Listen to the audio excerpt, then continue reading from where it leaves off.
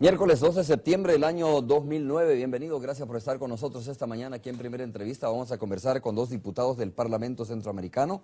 Jorge Villacorta está con nosotros. Jorge, muchas gracias, diputado, por acompañarnos esta mañana aquí en Primera Entrevista. Un gusto tenerlo. Nidia Díaz, también diputada del Parlamento Centroamericano por el FMLN, está con nosotros. Nidia, muchas gracias también. Mucho gusto.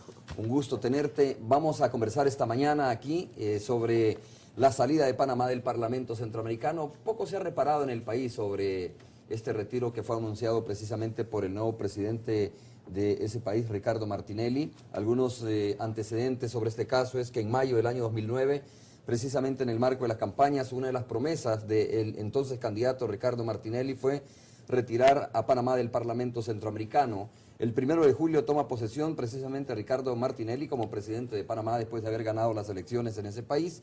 Y el 19 de agosto del año 2009, es decir, a escasos días, Panamá oficializa su retiro del Parlamento Centroamericano.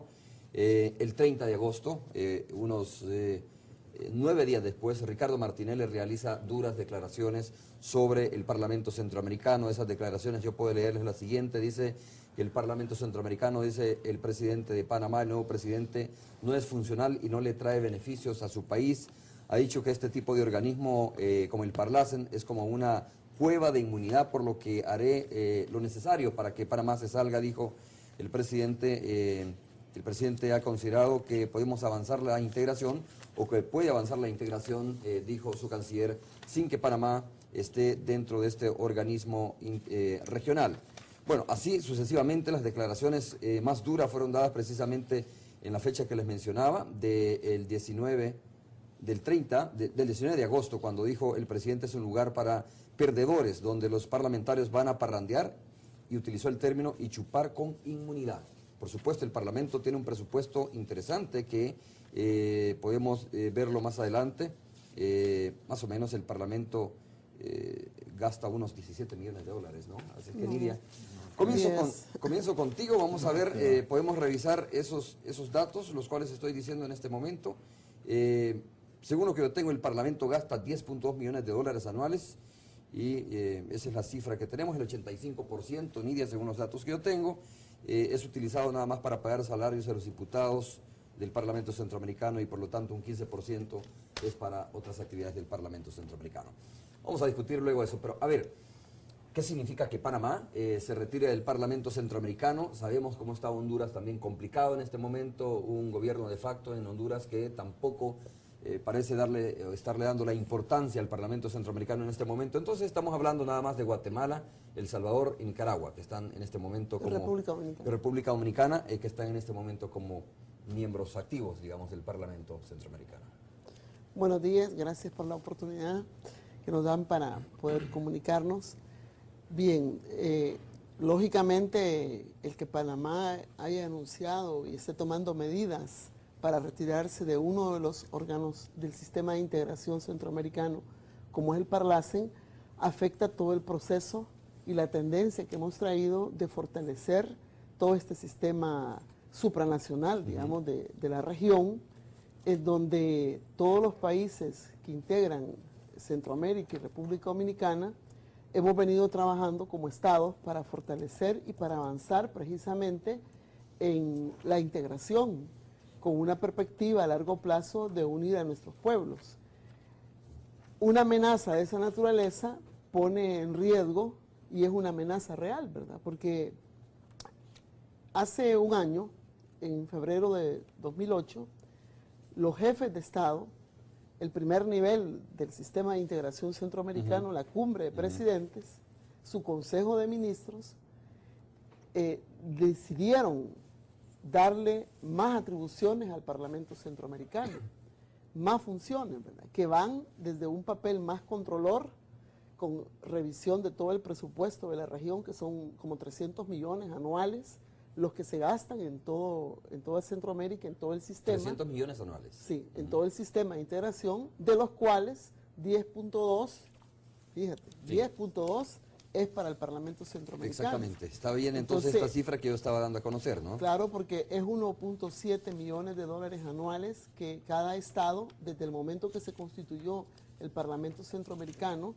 que empezó a funcionar en el año 91, ha estado, pues ni un 5 se ha aumentado ni se ha disminuido, ahí ha estado, y lógicamente una parte esencial es para el funcionamiento de todo el sistema del Parlamento, que tiene que ver con la sede central, las 6 subsedes, y lógicamente los salarios de todos los empleados y de los parlamentarios centroamericanos, que por cada estado son 20 diputados electos en voto directo y que tienen una función central que es el trabajo de la integración, una agenda.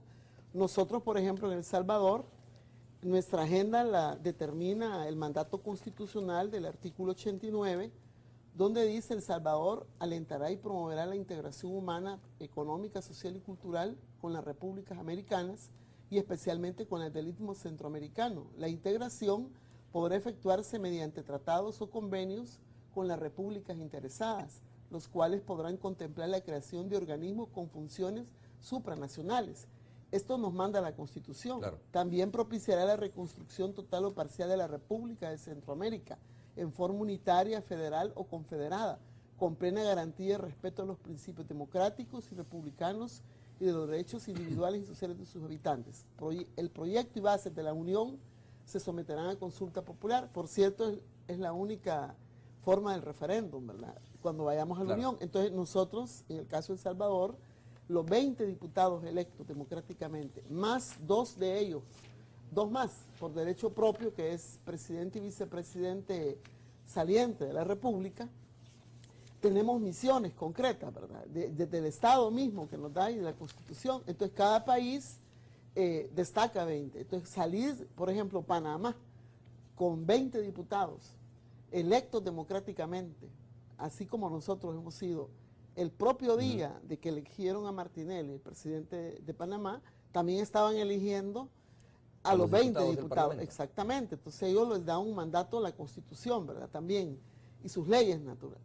Aunque el presidente Martinelli dice, no hay ley que diga que ellos deben de tomar posesión. Claro que hay ley. Por lo menos su misma Constitución, el tratado mismo que han firmado y suscrito. Los países no pueden actuar solos. Ahora, pero tampoco, Nidia, nadie obliga a Panamá, o no hay ley que obligue a Panamá a mantenerse dentro del Parlamento Centroamericano. ¿Cómo no? El tratado constitutivo. ¿Ya? Pero puede renunciar un país no puede, al Parlamento no Centroamericano. No puede. No quedó en ningún momento establecido que se puede salir un procedimiento.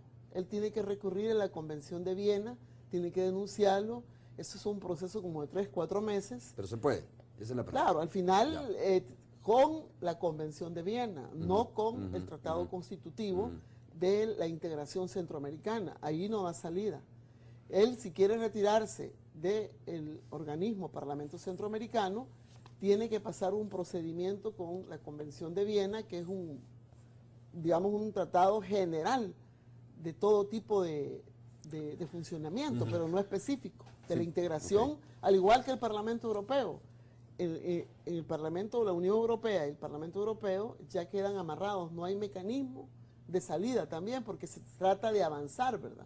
Costa Rica nunca ha formado parte del Parlamento Centroamericano. Su siguiente paso es para avanzar e integrarse, pero no para retroceder. Los presidentes que trabajaron el Tratado Constitutivo del Parlamento Centroamericano, el Tratado de Tegucigalpa, nunca vieron la posibilidad de disminuir, sino que de aumentar y avanzar, y sobre todo la tendencia que hay en todo el mundo y América Latina y Centroamérica es de seguir integrándonos para insertarnos en el mundo de una forma mejor, como bloque.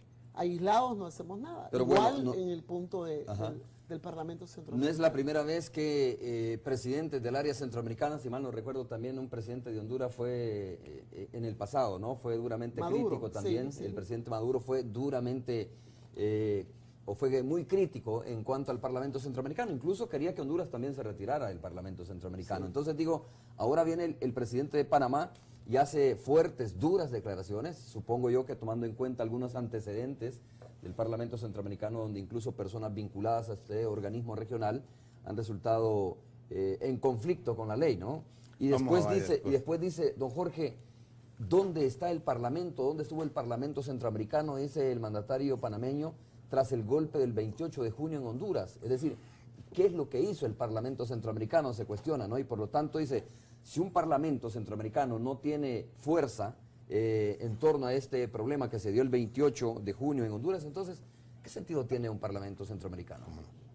Romeo, a mí me parece lo único positivo de esta charada, porque esto es un cuento chino del señor este, ya voy a decir por qué. Lo único bueno de la charada es que nos permite comunicarnos con la ciudadanía y explicar cuál es el rol del Parlacen y su importancia.